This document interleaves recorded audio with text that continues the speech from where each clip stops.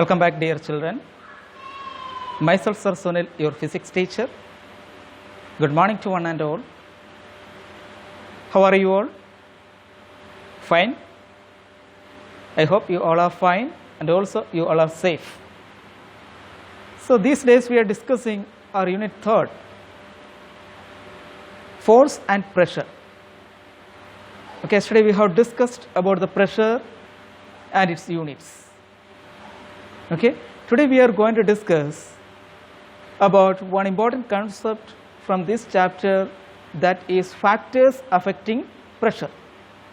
All of you please take out your book and ready to watch this class carefully. Okay students, we know that what is the definition of pressure and its units. We have discussed. The pressure on a surface depends on the following two factors. There are two factors which depends on the pressure. Those are, first one, on the area of the surface on which thrust acts. On the area of the surface. First one, it is area of the surface and the magnitude of thrust. Okay, the magnitude of thrust.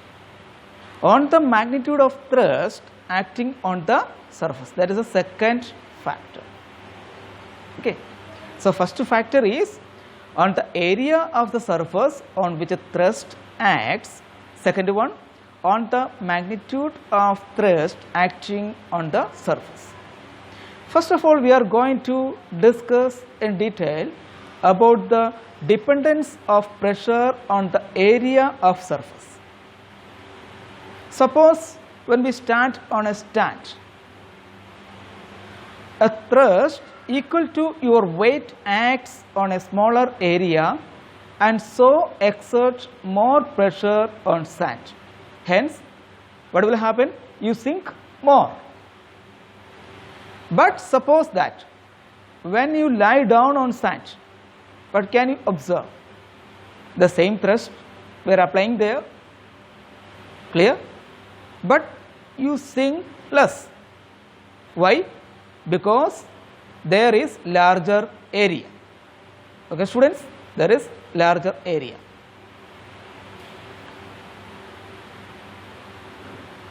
Similarly, when you hammer a nail with its flattened end, yesterday we have discussed this example, okay?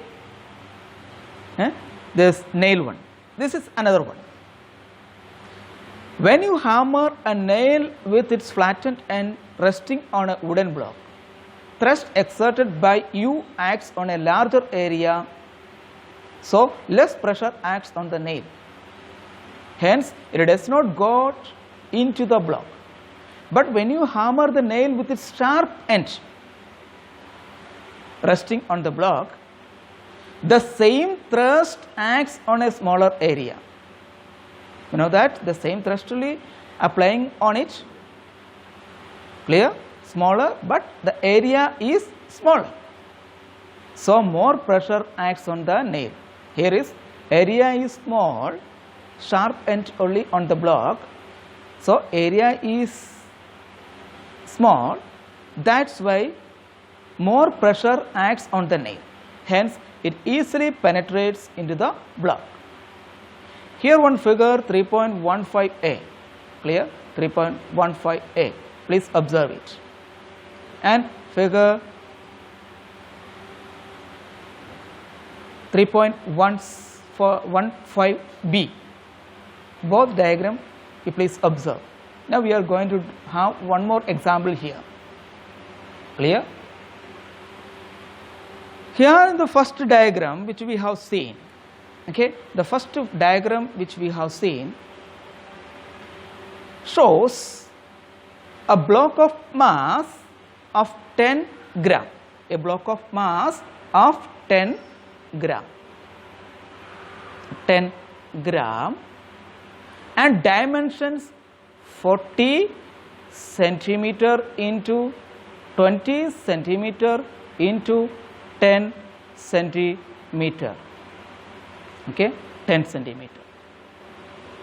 The thrust exerted by the block on the tabletop is equal to the weight of the block, that is 10 kgf. Clear? Weight is expressed in kgf, we know that. This thrust acts on an area A1 that is equal to, the thrust acting on an area A1 that is equal to, A1 that is equal to 40 into 20 centimeter square. Okay, that is equal to 800 centimeter square. 800 centimeter square. So what is the pressure here? What is the pressure here? By using the formula,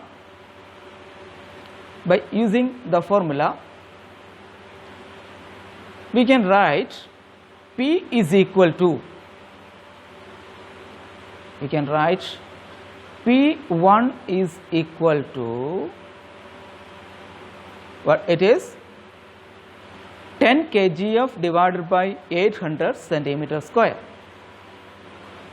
10 kgf divided by 800 centimeter square. Okay, 800 centimeter square here. Okay, students, 800 centimeter square. So what is the final answer here? The final answer will be 0.0125. By calculating this one, we will get a 0.0125 will be getting. That is, the unit of this one is kgf per centimeter square. 0.0125 kgf per centimeter square. Okay, students, this is the final answer we are getting. Okay, now if the block is turned so that it lies on its side 20 meter into 10 centimeter, that means 20 meters. Second one, that is the case is we are going to keep the surface of 20 centimeter into 10 centimeter side. Okay, 20 centimeter into 10 centimeter side we are going to keep. So what is the area here that we can take it as area 2, that is 200 centimeter square. Okay, 200 centimeter square. Okay, students, 200 centimeter square. So how we can find out the pressure P2? How can we find out? Pressure P2 is equal to, same as it is we have done upside, the weight that is same only. Weight, how much it is? 10 kgf. What is area here? The surface area, that is 200 centimeter square. 200 centimeter square. Okay, students, by calculating these boths, what will get? By calculating these boths, we will get the answer 0.05.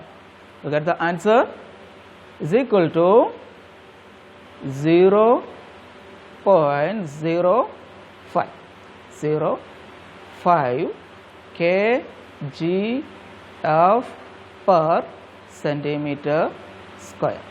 Okay, students, this will be the final answer.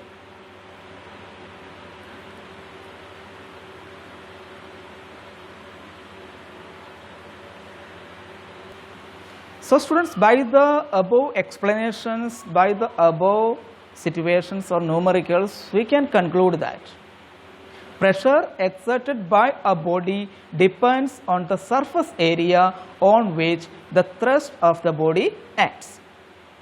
Smaller the surface area, more is the pressure exerted by the thrust, and larger the surface area, lesser is the pressure exerted by the same thrust. This can also be demonstrated by the following activity. Okay, just go through the activity given here. Activity 1.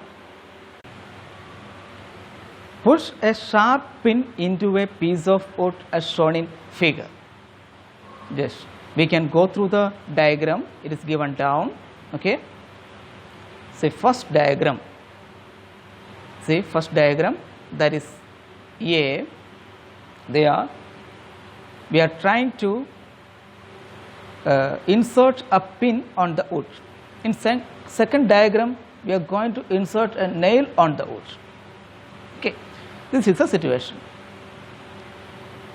Now try to push a nail with your thumb in the wood. First of all, in the first diagram we have seen, we have tried push a pin on the wood. In second diagram, we are going to try to push a nail with our thumb into the wood. A nail. You will not be able to push the nail into the wood. You can observe that we are facing difficulties to push the nail into the wood, but we don't have any difficulties to push a pin into the wood. What is the reason? The reason is that the tip of the nail is of larger area than the tip of the pin. What is the reason? The tip of the nail is having larger area than the tip of the pin. So pressure exerted on the nail is less than on the pin. That is why the pin gets inserted but the nail does not. In a pin there is smaller area. That's why pin gets inserted in the wood very easily than the nail. Now to insert the nail, what we have to do? In third diagram we can observe what they have done. They are going to use a hammer. They are going to use a hammer.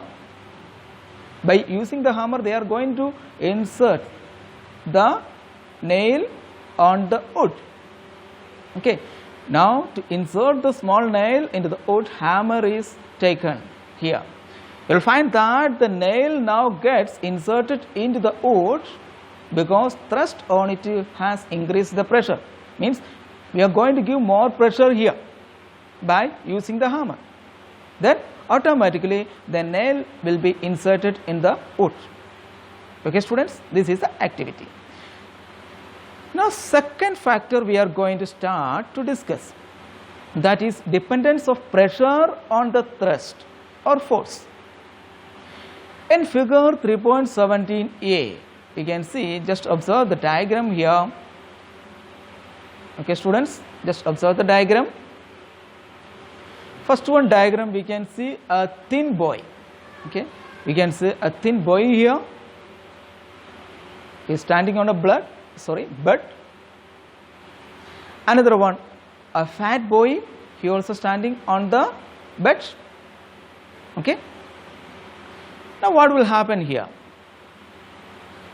In figure 3.17a, I have shown you, and the first diagram, a thin buoy is standing on brakes kept on a bed. He exerts some pressure due to his weight. Okay, due to his weight, he exerts some pressure. Okay. And second diagram, we can see a fat buoy. A fat buoy is standing on the same brakes kept on the bed. In this case, the pressure exerted by the fat buoy is more due to his excess weight. Thus, greater the thrust on the surface, more is the pressure on it. Clear? More the pressure on it. While smaller the thrust on the surface, less is the pressure on it. This can be demonstrated by the another activity, activity number 2. Take 3 identical blocks of solid X, Y and Z. Place these blocks on mud as shown in figure. Okay, just observe the diagram 3.18. Here x is alone we kept, and y and z is we kept together. You will notice that the block x alone sinks less into the mud, but the blocks y and z placed on above the other sink into the mud deeper.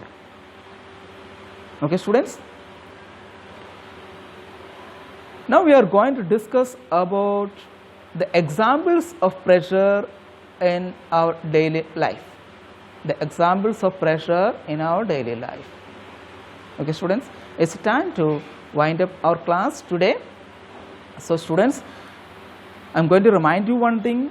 You please read the chapter 5 times at least, and if you have any doubt, if you are facing any problems, you can ask to me when class starts. Okay, tomorrow will come with a new topic. Till then, goodbye and have a nice day.